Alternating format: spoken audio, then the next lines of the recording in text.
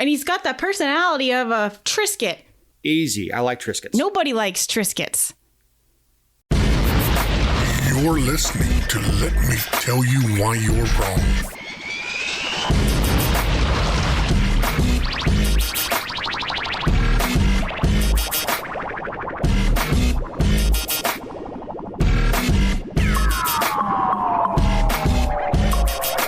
Welcome to episode 173 of the Let Me Tell You Why You're Wrong podcast. I'm Dave Roberts. With me is Kim's birthed child, writer, journalist, owner of the Georgia Virtue, Jessica Szilagyi. I'm sure she's going to love that. Well, she laughed at the comment that I put on her thing last night. Yeah, because y'all are all like besties now because you... Besties now, but... Yeah, whatever. I don't think I've heard that term. Birthing person was the subject of conversation instead of saying mother. Apparently that's like a new wokeism. Birthing person.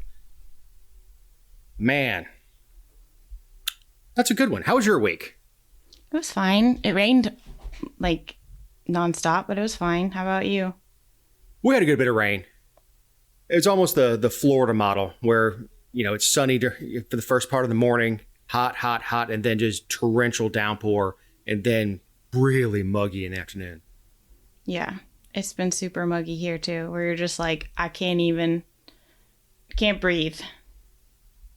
Oh, yeah. And that's when Daddy does his business. When it's 95 degrees outside and 98% humidity, that's when you appreciate air conditioning. Ugh. I do profit off the suffering of others. Well, congrats.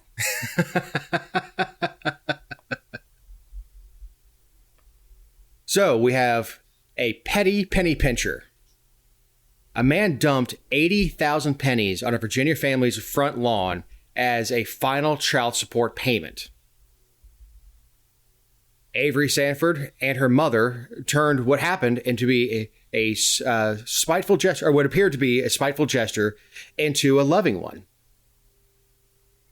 Of course, this caught my eye after the last check penny incident in Peachtree City. Yeah, this one was in Virginia. Thank goodness it wasn't Georgia. It's really cool. They donated the whatever it is $800 to a family domestic violence center, which I thought was really cool. I guess the daughter and the father had been estranged for several years. There was an ugly note about, you know, your final child support payment because the high school senior had recently turned 18. Well, the note wasn't to her; it was to her mother. Right. Yeah, and he in the interview he said he meant it as a slight to his ex-wife, not his daughter. Yeah, I agree that it was a good cause, but I think it's very poor taste on the part of the news to report it because they're clearly carrying out. This isn't like. It's a family dispute, and the daughter and I don't know. You're not supposed to carry out people's grudges. No, and I think it encourages other people to do it. I guarantee you he got the idea. Oh, sure. From the story in Peachtree City. And look, we've heard stories about this before, people paying their traffic fines in change. Or their taxes in change. Yeah, socking it to the government by... Yeah. Being petty. Yeah, bringing them wheelbarrows full of pennies. I don't know where you find that many pennies. I was thinking about that because obviously it's $800, but I was thinking about how long it would take because you'd have to go to the bank over time to either ensure that was correct or, circle back. You think of one roll of pennies is 50 cents. So guy rents like a trailer or a truck or something. He goes through so much effort to do this, to make it as inconvenient as possible for his ex-wife. Yeah. But I mean, I obviously it was the daughter. Like, instead of just making it about, so a child support payment went to domestic, like she went into how they had been, on bad terms. And then he had to give a comment about years of built up frustration and emotions overcoming his judgment. And he doesn't want this to further drive a wedge between him and his daughter. Like, and the news puts all this in there. It's all unfolding. And she talks about how it's embarrassing for him to have dumped all these pennies in their yards. Well, you blasted it to a national headline. It was on WSB in Georgia. Give me a break. Not cool. And no, I'm sure it is embarrassing for her. I'm sure but I'm sure it compounds the embarrassment. Now, if anybody Googles her name, that story's going to come up. Yeah. 5 years from now when she's out of college and she's sitting down for a job interview and they Google her name, like, oh, you're the penny chick. Which I guess Hopefully. is truly not pennies. It's a 1 cent piece. As you like to correct me on petty things. Mm-hmm. You don't even deny it. So your COVID-19 unemployment check may have ended up overseas and not because you were doing too much online shopping. You found this story. I did. I filed this under You Think. A report last week from Axios estimates that up to $400 billion in unemployment fraud during the pandemic, with the bulk of the money likely ending up in the hands of foreign crime syndicates. Dun, dun, dun. So, government handouts end up in fraud. I wonder who has said that before. Let's say every small government person ever. 400 billion is a big number. And look, and any fraud is wrong. The least amount of fraud is wrong. But the governments were in such a rush to hand out as much money as possible, as fast as possible, when all they had to do was just stay out of the way and not shut things down. It was never government's role to shut things down. So, I guess they're a fraud prevention company, the ID.me. They said that 50% of unemployment money was stolen. But they don't really give like a definition, because I mean, if someone received it here and they unlawfully received it, I mean, I would consider that theft.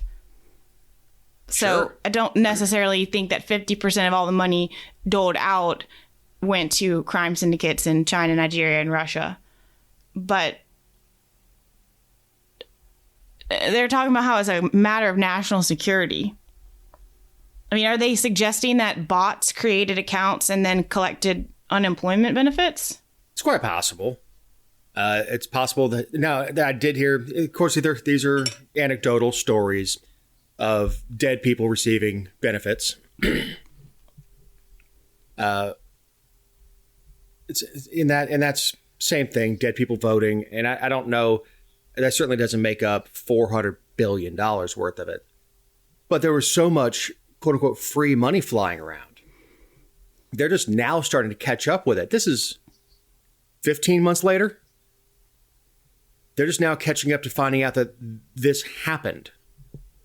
Not that they have any suspects, but that it happened. They're just now finding out over the last 15 months that when the government starts cutting checks, and this is not including any other type of fraud, the PPP fraud, and we know there was. I think it was Ken Poland who guest hosted the show with us, and I think he pointed out how many, I can't remember if it was barber shops or whatever, are in a small county, and all this is public record. And you see, I've been in Paulding County for 16 years. I pulled that up. I'm seeing companies I've never heard of. Sure. And not that I know everybody in Paulding County. No, but you hear names and right, and you see there's a sense of familiarity. Yeah, and even when this was going on, we saw these multi-million-dollar companies were first in line. And I'm not saying billion-dollar companies; they had a different thing going on, but like Ruth's Chris was first in line to get a PPP loan. These big companies, because they have the relationships with the banks, were first ones in line because who do you take care of? You take care of your big clients first. It was a feeding frenzy to suck off the government teat. And there's going to be a ton of fraud with that. Not to mention I think there will be some public scorn that goes along with some of these names coming out of how much money these folks were handed out, and when we find out how much was forgiven. You know, look, there were some legitimate companies that stayed open, mom and pop restaurants that were able to stay open and continue to pay their staff. Now, I'm guessing some of the fraud from this is going to be people who continue to be employed and still filed for unemployment. There was such a deluge of applications coming in, there's no way they could vet every one of them. There's rubber stamp.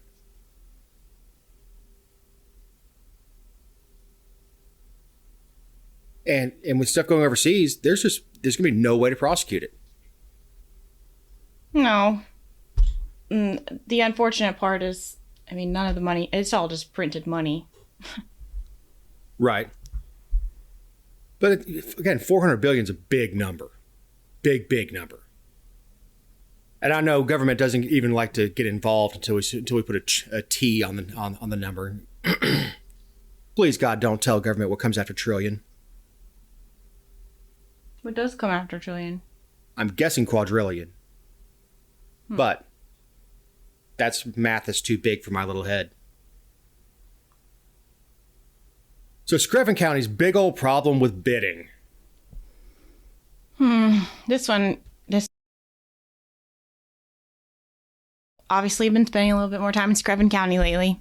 Have you ever been to Screven? You should visit. Have you ever been to Screven County, Dave? Oh, I don't know.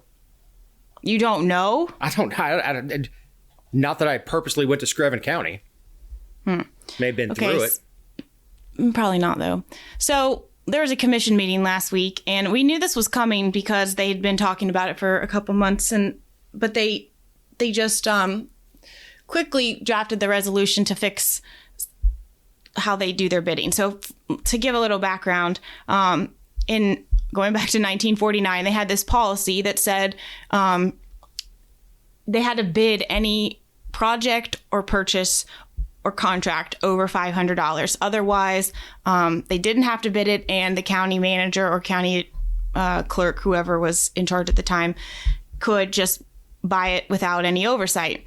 And that's pretty much the standard. You know, there's usually a limit. Of course, 1949, $500 is a lot different than now. So most places have upped it to $2,000 or $2,500. And I don't think anyone disagreed that the amount for, without needing board, because it's not a full-time board, without needing board oversight, needed to be increased because of the cost of goods. A county manager, they're supposed to manage the day-to-day operations. So if something happens and they need to buy a part or buy, a lawnmower or a computer or something in an emergency, that needs to be something that can be done without the board having to have a special called meeting.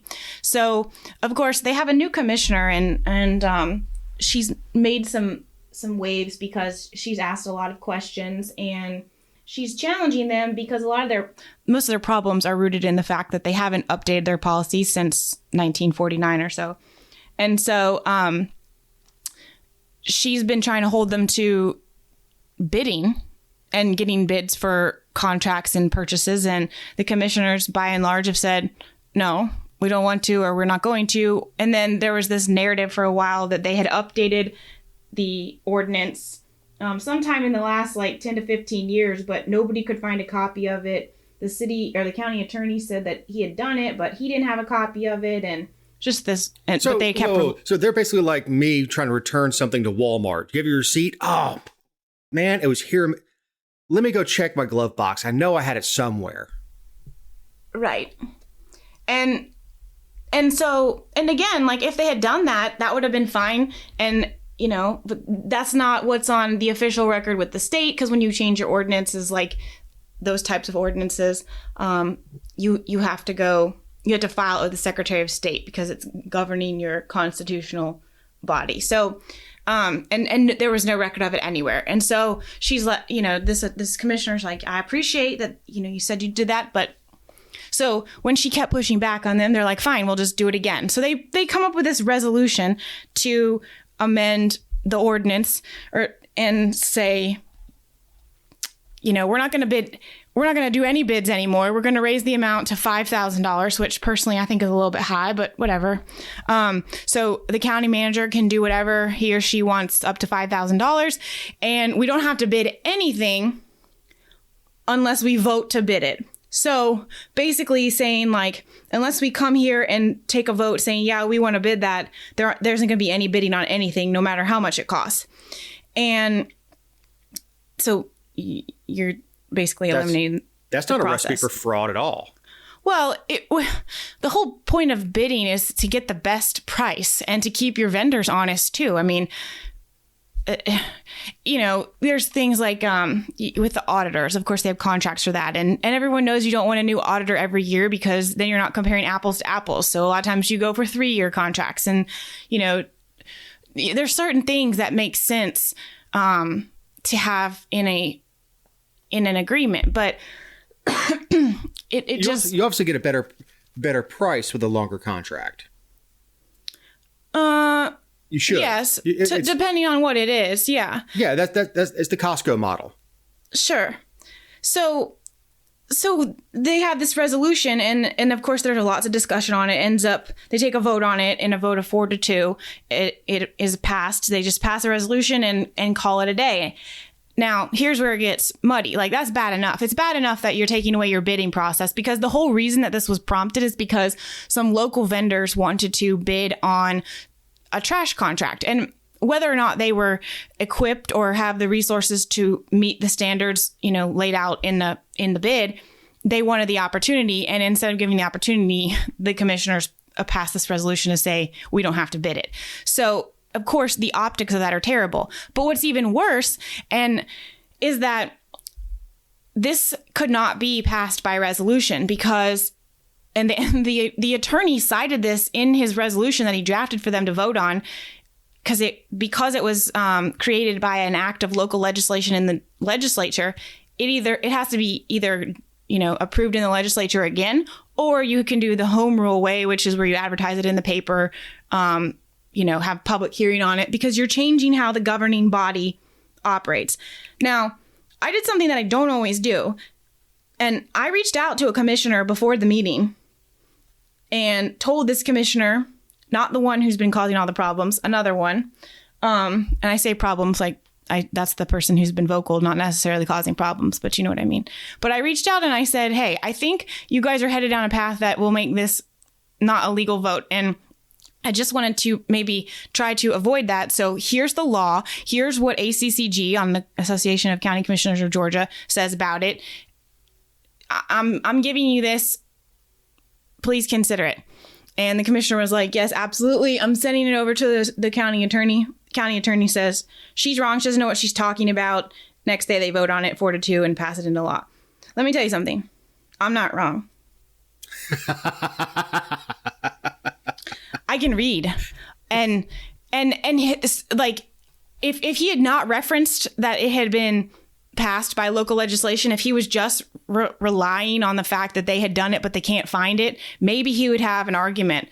But it says in the resolution that he wrote that it was created by Georgia House Bill 254 and enacted as local legislation by the legislature of the state of Georgia in 1949. And that is what their records say. That is what the Secretary of State's office references. And the Georgia state constitution says that if you're going to amend an act that was approved by the legislature, you've got to run it in the meeting, or got to run in the paper, and have meetings not more than 60 days apart. And you've got to give the public an opportunity. Not that it would change the vote, but I'll be darned if you're going to just ram it through and pretend like it's just this measly little resolution, like it's not a big deal. It's a pretty damn big deal. Yeah. Now, the condescending nature from the county attorney. No, she's wrong. She doesn't know what she's talking about. She's a layperson. I'm the attorney. I obviously know how to handle this. You just listen to me. You can do it. It's fine.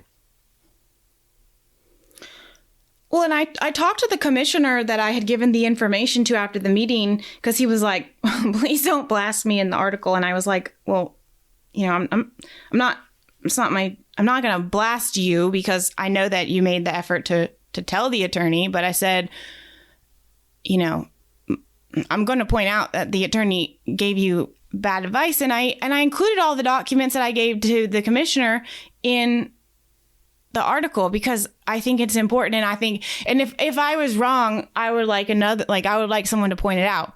But it's really clear. And so not only is it in the state constitution, it's in this ACCG manual that they give to all county commissioners and county attorneys. And they say, like, if this, then that. If this, then that. They break it down in like Kmart terms so that you have the best opportunity to not break the law. And here's what the problem is. The problem is not the reason that I really thought it was important, which is why I went to them behind the scenes, because I think something like this should be done right. So it's not about me getting to point out that it's right. I really wanted them to do the right thing. But here's the bigger problem is that they pass this, but it's not going to be binding. And if somebody were to try to like push them to bid or something, like it's not, they could get sued and they're going to lose. Man, I don't have a problem with the $5,000 limit, and the reason on that, I know that was kind of an ancillary thing, is that's about how much a transmission costs on a vehicle. Oh, I can attest to that.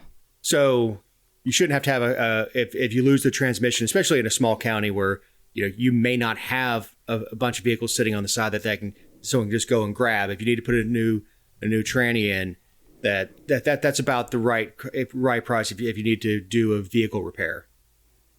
Right. But it's not so much that you could put a new roof on the county complex. No. And the county the county budget, like department budgets, have emergency costs for things like you're talking about. I don't disagree. The $5,000, like, it seemed a little high to me because they only have a $12 million annual budget. So in the scheme of counties and cities around the state, it's small, but that wasn't the deal breaker. Like, if someone was like, I don't want to do this, nobody was like, I'm not voting on it because of the amount. Nobody said that. And none of the people in the public were really that upset about it. Their contention was, you're getting rid of the bidding process. And, the only things they really bid are, road projects now, because that's governed by state law. But the optics are so bad. You should, even if every local vendor doesn't have the bond, the insurance, the equipment, if they can't meet the standards, who cares? Let them try. They're local, and that's your community, and you should give them the opportunity. Right. If someone wants to go out and spend the money to get the bond they need, pick up the equipment they need, and so that they can compete with. And I think this company that brought the situation to a head is from out of the county, and of course all these small counties. And I don't know if I would call Paulding small, but there's a focus on keeping the money in Paulding, and I'm sure it's the same thing in Screven. It's keeping the money local. Getting rid of bidding process, besides being horrible optics, is a recipe for kickbacks and fraud. It's a huge liability too.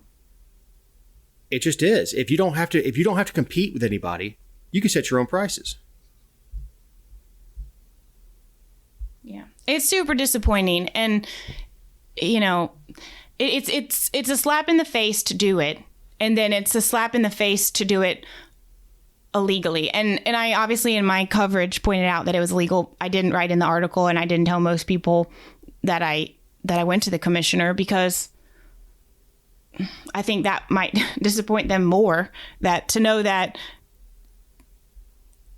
like it was pointed out and it still went that way. But well, the good thing that I'm hearing out of the story is they do have a commissioner that dissents.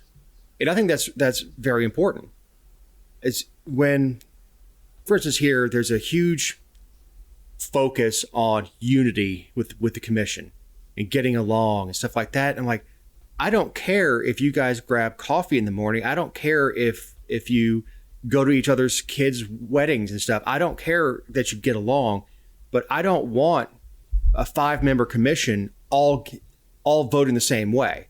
Because that tells me that you're making the deal behind closed doors and you're coming out with a unified front. And this is what's going to happen. And it's all theater.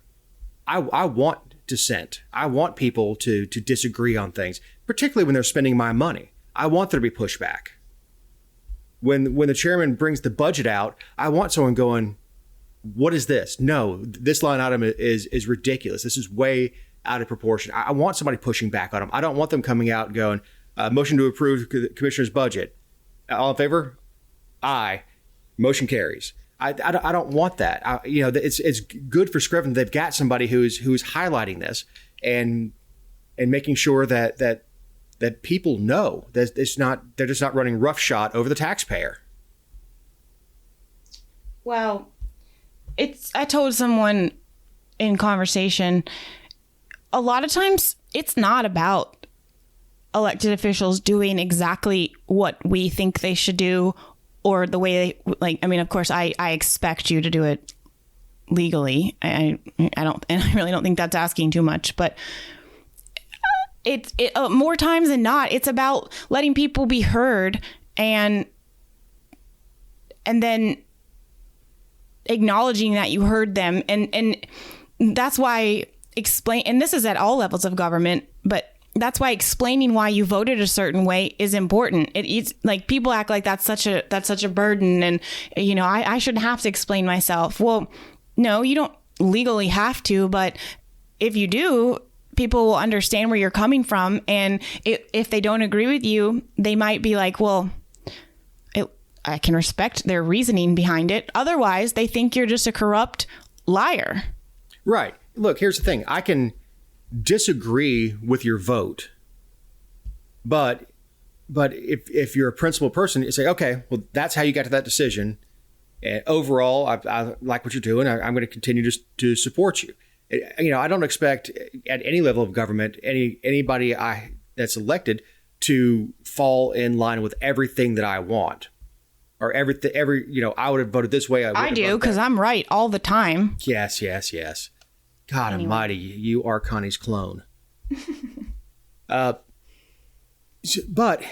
be able to explain where you're coming from. And it's something that you get when you have a personal relationship with people within your government, is they will sit down and explain, well, why did you do this? Well, let me tell you what wasn't said, or getting into the deep dive on this. Let me show you why we had to do this. People get upset with, why are you paying this? Well, let me explain what the contract says. Let me explain what state law says we have to do and what the state law says we can't do.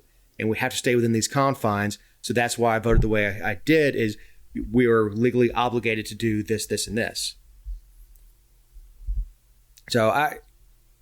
But this whole, how dare you question me, you silly peasant. No thanks. Sucks.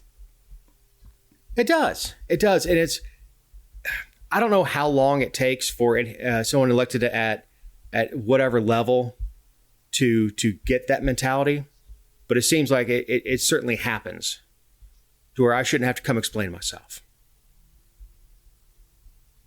Speaking of elected officials, we have Georgia's Commissioner of Agriculture running for U.S. Senate in hopes of ultimately taking on Raphael Warnock. Yeah, because the guy who's been overseeing whether or not our gas pumps are inspected and whether or not to decide if flocks of chickens should be slaughtered as a whole is going to do a fantastic job as a United States Senator. The guy who thinks that onions should be patented and the government should hold that patent. Give me a freaking break. I would vote for Warnock before I voted for Gary Black. At least we know what Warnock believes. Gary Black's like a freaking pinball inside one of those boingy machines.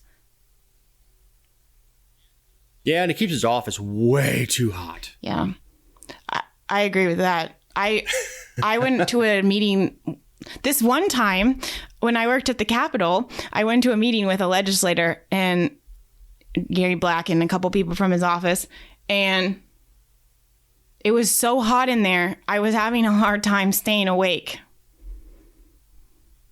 Oh man, we were in there for a meeting with leadership holding, and it's day at the Capitol, so I'm in a suit, tie, It was, I think it was wintertime, so it was fairly cool outside. So everybody's dressed for the weather, and you get inside Mr. Black's office, and first thing to come off are all the jackets. And Commissioner Black is there. He's got like a sweater on and a jacket on and a tie. And, jackets are coming off, ties are getting undone, sleeves are getting rolled. And I'm just dying in there, man. And I work in attics. Not with addicts, but within attics. Ha. Ha! But he has two Republicans at this point that are going to be running against him. Kelvin King and Latham Sadler, both military veterans. So he's certainly not jumping in alone. I would expect that to be another crowded field, which does not necessarily get us the...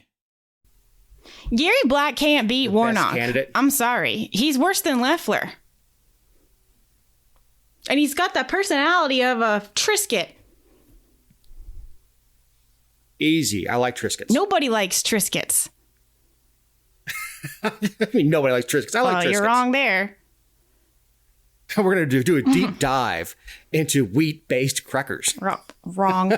No, and another reason that I wouldn't actually vote for Warnock, so I do want to be clear about that. And I'm hoping that there's going to be a libertarian running, but because by and large in the Senate, that's who I would like to see. But moving from the executive branch to the legislative branch usually doesn't go well. Right. Yes, he's in the executive branch. It's not like he's a governor. Well, we had Zigzag Zell go from governor to senator. Yeah, he did a great job, didn't he? He wasn't the most offensive Democrat up there. That's not saying much, David. No, it's not. But he got the moniker Zigzag Zell because, to use your analogy of the pinball machine or pachinko machine, bouncing around on issues. I'm here. As Miller was known to stick his finger in the air, see which way the political wind was blowing, and okay, may adjust my sails and go that way. Because he apparently liked being elected more than he had principle. Yeah. I was surprised. I don't think Black is as old as he looks or acts. I think he's only in his 60s. Yeah, I just remember. I think it was in 2015, maybe early 2016. That was when we had another avian flu scare, and there were a bunch of poultry farms around our state that they were mandating testing. And he ordered the slaughter of entire farms worth of chickens before the test results came back. And there were at least, I think 3 farms where the chickens weren't infected, and they had slaughtered the entire flock, and the farmers were out money. Our state's already in the chicken price fixing racket. We set the price index for the entire country. So, I can't help but think that, and he's shown in his office that he has no problem being vindictive with his authority. So absolutely not. Veto Gary Black. Hope he drops out. I'm just glad he said out. Next. Speaking of vindictive. Yeah. I don't think he's a viable candidate here. I don't think he's got the name recognition. Most people, because I don't even know that he's had a primary challenger lately. Most people in the state just look at the R next to his name. They have no idea what the hell Gary Black does. They see his name on the gas pumps. Most people don't have a frame of reference for the chicken slaughter, as you put it, leading the chickens to slaughter. Well, I know they're going to die anyway, but at least when you kill them, believe it's the financial impact. and it's the government saying you got to do it right now. Okay, if you're going to kill the entire flock, what does it matter if you wait a week or so? There's no one else they're going to infect during that time period. The entire farm was quarantined. Right. No, I get it. If he exceeds his authority, the agricultural commissioner should not have the authority to unilaterally order the slaughter of livestock. It's not the role of government. And if that's what he thinks the role of government is, what the hell would he do in the Senate? This is a good time to remind you, these are our opinions and not those of anyone not on the show or any respective company for which we may work, own, or otherwise associate ourselves with on a regular or irregular basis. The next story is one that isn't necessarily underreported, but is certainly underdiscussed. Just as did with tech companies and journalists under the Trump administration. The Washington Post was the first to reveal in early May that Trump's DOJ sought phone records from several of its reporters from the time period in 2017. This is the year that Trump took office. He took office in January of 2017. CNN reported that the DOJ secretly obtained phone and email records from Pentagon correspondent Barbara Starr from June 1 to July 31st, 2017. And then this has been like a steady thing in the headlines, which is why it, to me, doesn't make sense that it's not really being discussed as much. I mean, I understand that people hate the mainstream media. I personally don't like them because of what it's like, how difficult I think it's made my job. Like, of course, I don't have a problem earning the trust of my readers, but I hate that I have to work so hard to do it because I like people that question everything, but I hate that they're so skeptical because they've been deceived so many times or had a story embellished. Like, that's a terrible reason to have to prove yourself, especially when I didn't do it, you know? So I hate the mainstream media for what they've done to reporting. Plus, they focus on all the wrong things and everything else. But what's happening here in the policies that are in place with the DOJ that aren't exclusive to the Trump administration, mind you, it's just that's what's most recent in the frame of reference, is disgusting. Because if, you know, we're going to talk about it in a minute, but it's all about like whistleblowers and things that they were reporting. I'm supposed to the media is supposed to have some sort of protection. If they're not being investigated, then don't. If they're not being investigated for committing crime, then leave their alone. I'm very curious to find out, and we never will, about what they presented in order to get the subpoenas. Well, they won't even release what exactly they were reporting. I mean, investigating, excuse me. Right. And that's the deal is these secret courts that authorize FISA warrants and things like that. Nothing is ever in the public arena. Even, you know, this is years after at this point. We have no idea what kind of evidence was presented to the court. What judge authorized this? Because the DOJ can't just go get those records. They have to go before a judge or a panel of judges and get a subpoena for those records, to get the metadata, to obtain those records. And what's the standard here? Do we have a probable cause? No, it doesn't. Because we don't know. We don't even know that if we do or not. So right. From we talked about the Washington. I mean, you touched on the Washington Post and CNN, and again, I get that people don't like these. And on the New York Times is the next one we're going to talk about. I get that people don't like them, but if you're a principled individual, you don't care who the victim is. You just care about what the right thing is and what the constitutional thing is.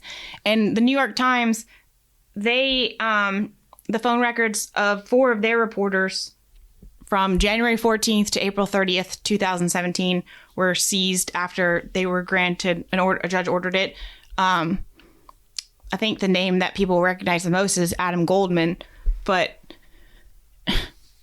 the DOJ also got a court order to seize the logs of their emails, but they didn't get any, like the companies that hosted the emails didn't turn over the records. And thank God.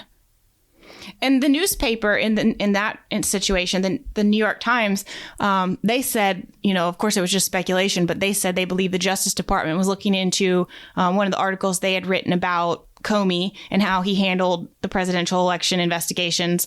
And specifically, it was, I guess, an April 2017 article about his decision not to charge Clinton and her use of private email servers and all that. And they said that article mentioned a classified document that they had obtained. And I guess they mentioned that the memo was from a Democratic operative expressing confidence that then Attorney General Loretta Lynch could keep the investigation in check. And that was, again, 2017. And the DOJ never released what they were looking into. And when The Hill questioned them about it, I guess like 2 weeks ago, they said in a statement, this is hilarious. As part of a criminal investigation into the unauthorized disclosure of classified information, the journalists were neither subjects nor the targets of the investigation. Then why the were you requesting their information? And under what law do you have the right to obtain it? That's what I'm trying to figure out.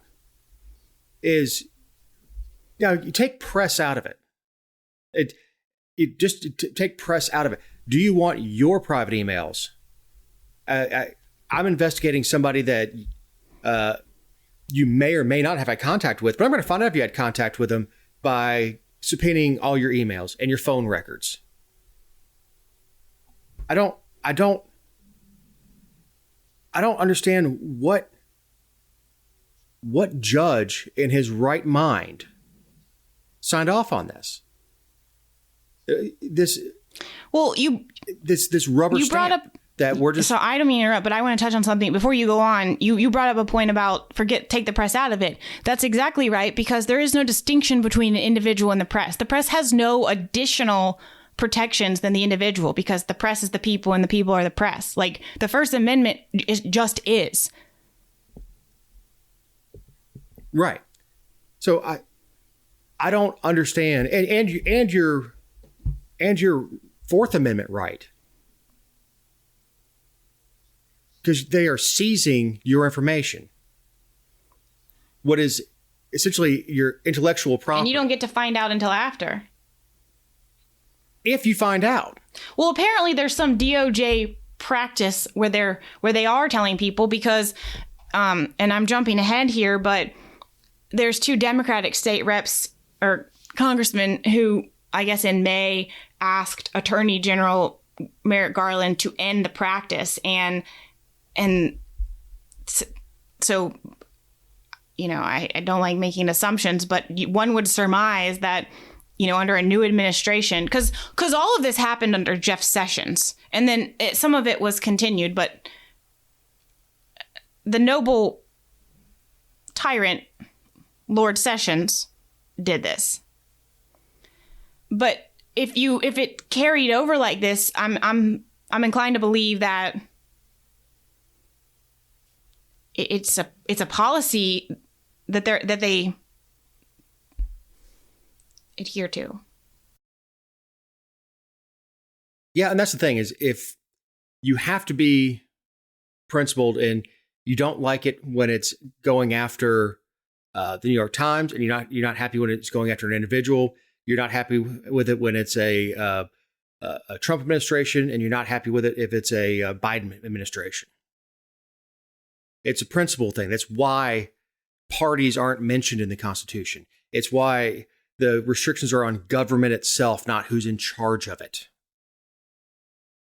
You have a right to be secure in your papers. And in today's digital age, those papers are your emails, your personal files, your phone records. Those are all your personal records. They belong to you, no matter who houses them. And the government doesn't get to go in and just peruse them. Well, and I have no doubt that Sessions was acting at the direction of Trump, particularly when,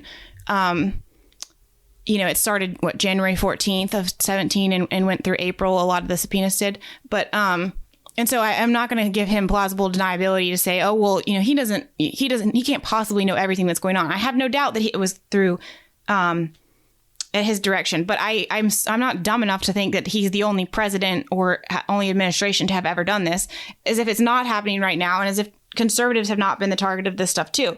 The problem is the way that people are taking it. Instead of saying this is wrong because it's simply wrong, people like Pelosi come out and say it's become public that the Trump administration sought account metadata, because I'm jumping into another story, which we're going to cover in a second, but of House Intelligence Committee members and their staff and family. The news of the Trump administration Justice Department is harrowing. The actions appear to be yet another egregious assault on our democracy waged by the former president. I support Intelligence Committee Chairman Adam Schiff's call for an investigation. Transparency is essential, blah, blah, blah. First of all, we know she doesn't believe that because they've all known this is coming. These people have known that their stuff was subpoenaed and seized a long time ago. But the Democrats took over the White House and all these cabinet appointments in January, and nobody has said this will absolutely not happen under this administration. They're just encouraging them to end the practice. So don't make it about the Trump administration. Did the Trump administration do it? Yes. Was it wrong? Absolutely. Yeah, it doesn't matter who's in charge. It's our protections are against government or from government, not Trump or Biden or anybody else. And absolutely, Congress should pass a law prohibiting this sort of thing. Congress shouldn't even have to pass a damn law. We did one a couple 100 years ago, 250 years ago almost. So that's it. Period. The government doesn't have the right to rifle through your personal effects just to see if you've done anything wrong. There has to be some sort of evidence up front to get that subpoena. And we'll never find out what that evidence is because it'll be sealed and it'll come out on in some report in half a century, long after I'm dead. There's nothing keeping these judges in check. There's nobody going back and reviewing it. What's the justification for this, judge? Because DOJ can ask for anything they want. It's up to the judge to approve it or deny it. So the other story, and again, it's members of Congress that this happened to, but it goes further than that. And I think that's where people, if you don't want to be ticked about who it happened to, you could be ticked about the inadvertent victims of it. The most recent story that came out last week was that Trump administration officials subpoenaed Apple for data on accounts belonging to at least 2 Democrats on the House Intelligence Committee, congressional aides, and their family members, and one of them was a minor. Yeah, I mean, look. 12 people total. If you're doing a security check, how the hell do you subpoena a kid's records? Other than mommy or daddy signed for their cell phone plan? Sure, but I mean, but specifically to target a child. But Apple, turned over the metadata and the account information, who owned it, but they didn't turn over photos, emails, or any other content, which I'm proud of them for doing. Because it is on the companies. I mean, people don't realize how much authority, I guess, or that's probably not the right word, leeway. I mean, the companies can refuse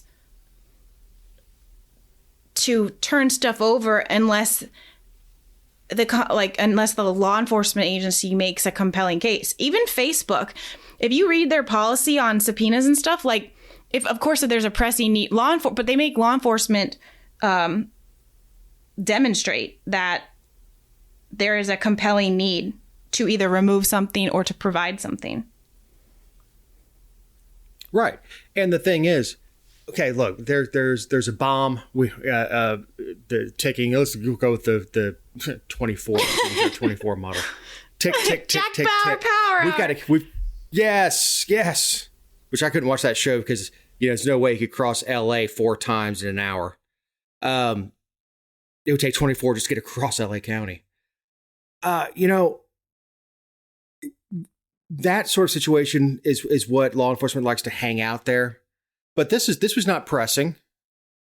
They're looking for a leak, and it wasn't that they were looking for someone who was leaking national security stuff. They were looking for somebody who embarrassed them. Well, and our country has been, a lot of very important things over the last couple centuries have come as a result of whistleblowers and leaked classified documents. And I have a really hard time believing that the classified document that they're referencing in that story was a matter of national security. Of course not. And I think we've had the discussion, or maybe it was with Matt. Aren't we on different sides of the story with Snowden because you believe that some of the stuff that he released was that he turned it over to enemies? Is that you?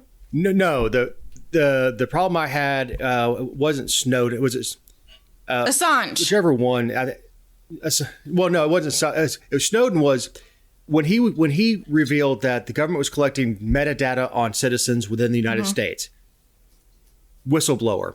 When he released the intelligence gathering operations during one of the summits, that's a problem because that is well within the operational capabilities and responsibilities of foreign intelligence. And service. I'm with you because it's stuff that's like relevant right now. Like, how some of the JFK documents and stuff are still classified and things like that. Like, there's no imminent threat because of what happened there and the Bay of Pigs and all that. Like, those things aren't right now. But what you're talking about, there's a relevancy to it and a time sensitive. Like, those programs and stuff are still in place. I understand. But we are not talking about that with the Russia stuff. No, we're not. And look, I never believed the Russia story to begin with. But that's neither here nor there.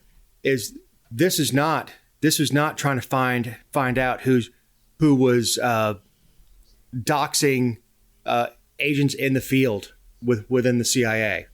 That this was not someone who's putting troops in danger by releasing information on methods and tactics. This is not what's going on. This was a hunt to find out who embarrassed them. But and it doesn't matter why. There has to be a compelling reason to do it. But the remedy is to go after the government agent who leaked the document. It is not to go after the recipient ever. Right. But that's what they were doing. They were going about it backwards. They were going to the recipient and then trying to trace back to who the sender was. And if you could get the recipient to cooperate, that's a fine tactic. But to sneak around their emails, and look, we know JFK ordered and Hoover ordered bugging and tracking of Martin Luther King because they suspected him to be a communist and listened in on his phone calls, bugged his hotel rooms, and it became apparent that after a while that it was a useless operation. But because this guy was a rabble-rouser and making waves within a government, an unjust government system, he became the target of an investigation by probably the most oppressive FBI director this country's ever known, in J. Edgar Hoover. So this is not a new story. It's new technology. It was wrong then. It's wrong now. Right. And it's an abuse by our federal government, and people don't care because of who's being abused. And that's the most sickening part about it to me. I mean, I expect the government to violate rights. I expect the government to do things that are nefarious and malicious and detrimental to what we used to be as a country. I expect that. The public, they're getting dumber by the day. Oh, absolutely. Absolutely, they are. because this is hard to digest. When you see government abuse on the side of a road and you see a police officer beating somebody up, that's something that people can digest. That's wrong. You're oppressing that person's rights. This is and that's awful, and that shouldn't happen. But this is something that affects every single person. The government can decide we're just going to check into you and come up with some BS reason to dive into your phone calls, your emails, your texts, and dig through them to see just how American you are. This is KGB level stuff. This is what our Constitution is supposed to protect us from. This is what the Bill of Rights is designed to protect us from. Though they didn't see the technology, it was acknowledged by our founding fathers that a powerful central government has the ability to oppress the people, and we need to give them protections. We have to give them the right to speak up. We have to give them the ability to arm themselves against an oppressive government. We need to protect them against unreasonable search and seizure. That's why those protections are in place. And using some closed door process for justifying probable cause is absolutely disgusting. And the judges need to be held accountable. Oh. But how? How do you hold them accountable? Because we don't know who the hell they are. We don't know which judge signed off on it. We don't know what evidence was presented. All we know is they got a subpoena, so now they're within their legal right to dig around in your emails. The feds. And the Fed. So, Jessica, do you have any closing thoughts? Well, speaking of the feds and what a great job they're doing, this is another story that's kind of been under discussed. But did you know that over the last year and a half, 29 prisoners have escaped from federal facilities, penitentiaries, and half of them are still on the run? I know that doesn't seem like, when you consider how many dang people are incarcerated, but it makes me laugh because your only job is to keep them inside. And where's Tommy Lee Jones when we need him? Check every doghouse, farmhouse, barn house. Interesting. Nice tidbit. Mm-hmm. I'd like to know how, just so I file that away, just in case they come for us. Apparently, in one of the Texas facilities, the local law enforcement, it has happened so many times recently that they call it the open door policy over there. Y'all come back now. Well, the only thing I've got is if you like what you heard, please like and share us on social media. Inflict us on your friends. If we got something wrong, Tiffany will tell you.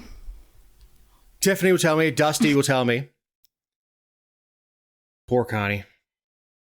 There's my closer. Poor Connie. So for Eric Cumby, our editor, for Jessica Salagi, I'm Dave Roberts. Have a great week.